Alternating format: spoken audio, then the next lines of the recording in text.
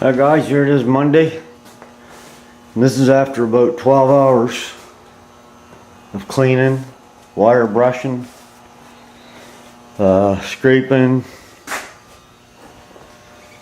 and now I got the fast etch on, trying to take care of the rust pits and whatnot.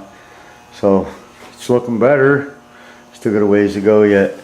I got that Eastwood fast etch on there now.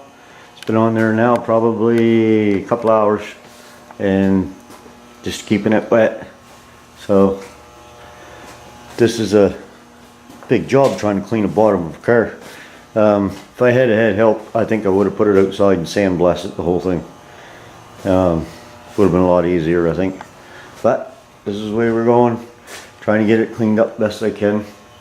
As soon as this is done doing what it's doing, I will neutralize it and wash it all down with the super clean. Get rid of any grease or oil or whatever that I might have missed, and then go over it all with wax and grease remover and put the etch primer on. Still got to sand all that off on that new panel. I don't know what it is, but I'm going to sand it off just to make sure it comes off pretty easy. So I'll take that off, and I still got some more sanding to do on the other side. I got it etched to the bare metal spots. You can see it's turning it all black and doing its thing. I'm not going to take all this coating off. It's on there good. So I'm going to just take off what's flaking and paint it, and I might, if I can find this stuff again later on, just do the, like I'm going to paint it with single stage black. So I'll just scuff it and put this trunk coating on it if I can find it, and it's not too expensive. If not, it can stay black, so it doesn't really matter as long as there's a good coat of paint on it.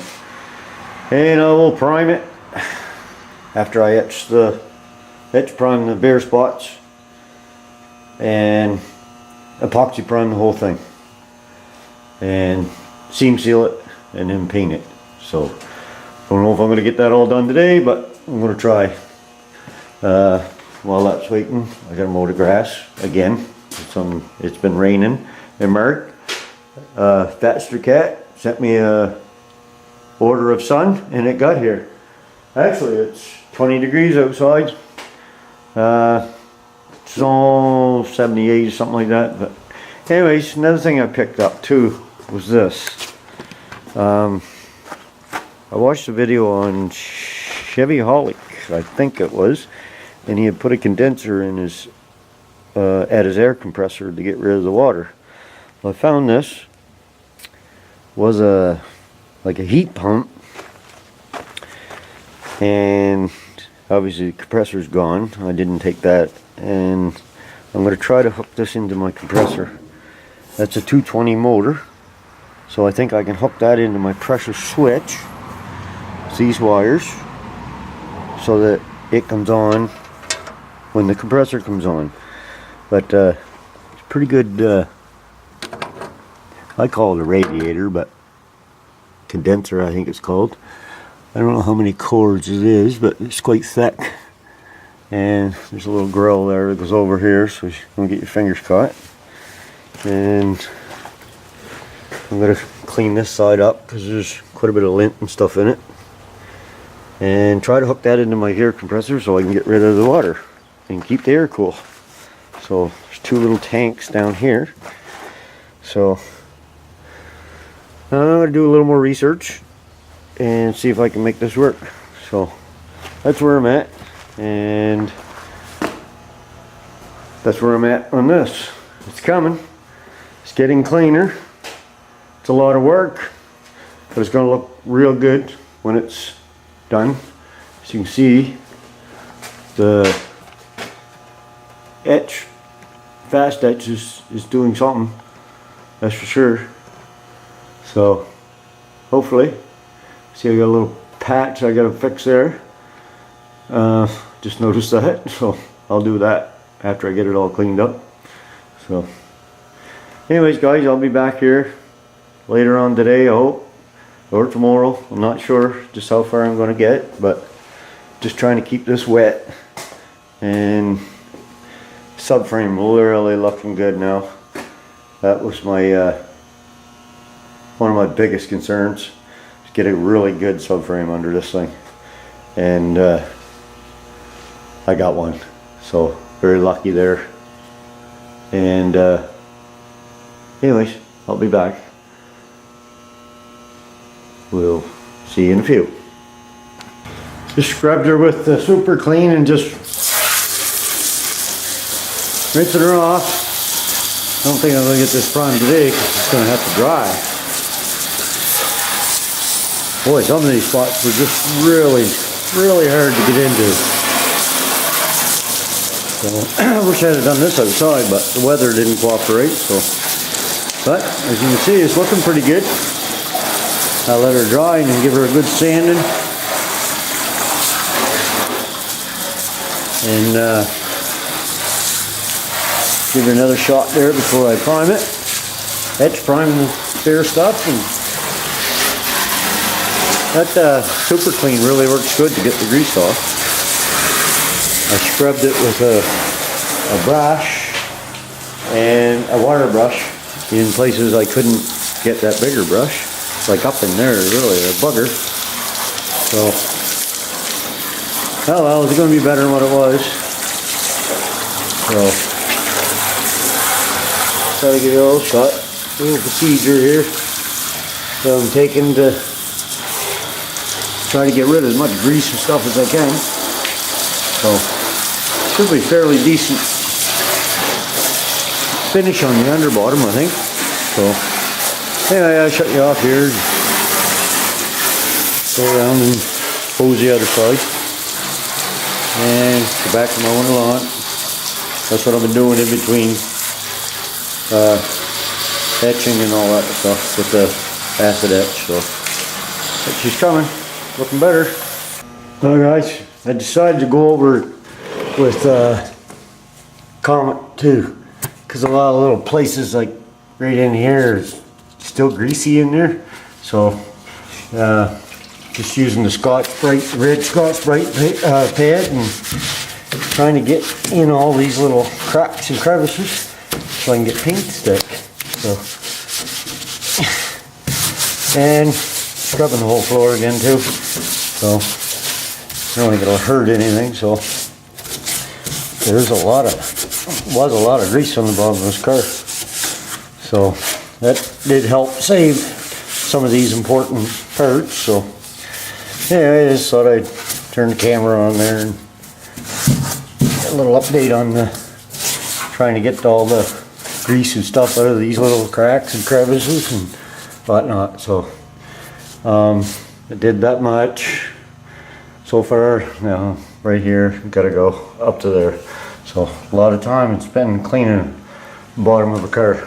Would have been nice to sandblast this thing outside and pressure wash it off, but this is the way you got to do it. So I'll be back. Well guys, it's Tuesday, and after hours and hours and hours and hours of cleaning and sanding and scraping and whatever, I got my olive green etch primer on, and I got my epoxy primer sitting here. It's been here probably 25 minutes and that stuff is thick, and I'm gonna have to reduce it. So wow, that'll never come out of the gun like that. It's just a cheap brand, same as the etch primer was just a very cheap brand. I don't like the Proform, but the price was right and it is the bottom of the car, so that's the way I'm gonna go there. So, and this stuff here is cheap too, and it's just an epoxy primer, wherever it says it on there. I think it was 80 bucks for the kit, so that was like 30 bucks for the primer and 18 for the activator. So Anyways, I got her nice pretty olive green. The inside done too. So I'm just about ready to put the epoxy on. So I'll give you a shot here after that's on. And then I have to seam seal and then paint. So I'll be back. Okay guys, finally she's in epoxy. And now just getting ready to do the seam sealing.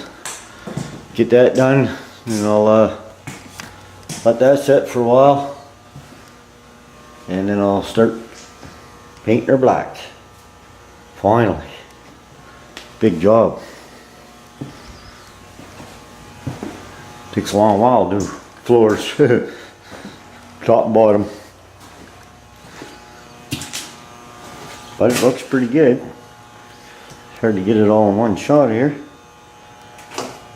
But so I'll give you a quick peek and then I'll be back once she's black.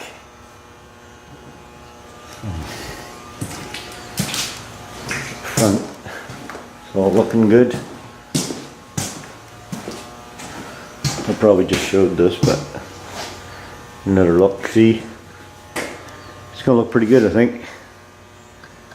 Especially once it's back down on its bottom or flat, so I can start putting the wheels and stuff back on the rear end and subframe. So I'll be back, guys. Morning, guys. It's Wednesday, almost 20 to 9, and we got a nice finish on our bottom. Finished this up last night at 6 o'clock, and then, to be honest with you, I was dead on my feet and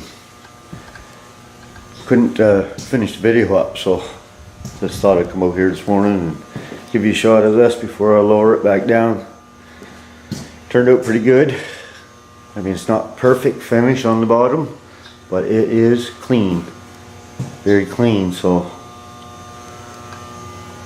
everything looks pretty good. Everything all seam sealed up where I think it needs seam sealed. I can always go over it again later with black seam sealer, so I'm not too worried about that. I threw some epoxy on there just because it was bare till I get back to that. But here's this side. Like I said, it's not perfect, but it's clean, and it's probably all going to have to be touched up again because I forgot there's a piece that's got to go in here, and it's welded, spot welded along here where the back seat rests on. So that'll all have to be ground down to the metal again and then touched back up. This looks really good.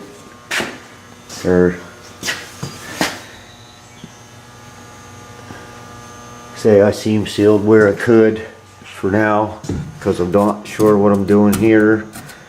Up along there, this all I think has to come off, but this is where I'm at. This is how it looks, and I thought I'd give you a shot before I lowered her back down and try to get the rear ends, that rear end out there, back on and the subframe, and then level her up and bring that in, put the doors on, rebuild the hinges first, put the doors on, just put pins and bushings in, I got new ones, and start trying to weld that back onto that to make this look like a Nova again. So that's the plan. Let's try to get the suspension back under it today. I'm not sure if I'll make it, but I'm going to give her a hook. I'll get the back under no trouble, I don't think. The front might give me a little bit of a tussle, but anyways, guys, like I said, this is this is what I done yesterday, so I'll get this video together and get it up there and start again on another piece of this project. So I don't really know where I'm going. I just going little projects at a time until I get her where I think it should be. So that'll be interesting. So anyways, guys, I'm glad you liked that video there of the fishing and the old cars, and that first old car in that video, I'm thinking about bringing that home if the wife lets me. So it's really neat to look at, and I think if I tuck it way down, I'll just show you where I got an idea where to put it. Thinking about putting it way down here.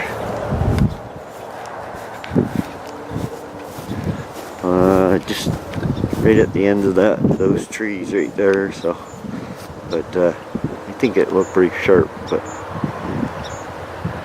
everything's starting to grow. My garden's starting to come up, but I won't show you that right now. I'll wait until it's up good.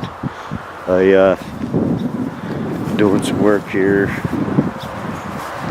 outside too, so that's why it's a little slow in the garage, trying to get stuff done when the weather's good. So I trimmed down through there because, well, as you can see, I could only mow to where the green and the brown start, so without getting my head beat off. So I cut that all the way down through there, and that was there was a lot of branches on there, man. I couldn't believe it. But anyways, that's done.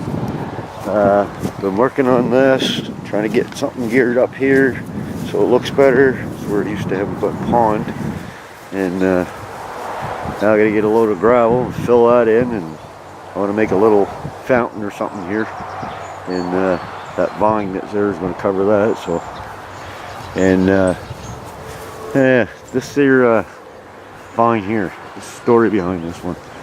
I brought this vine here 7 years ago.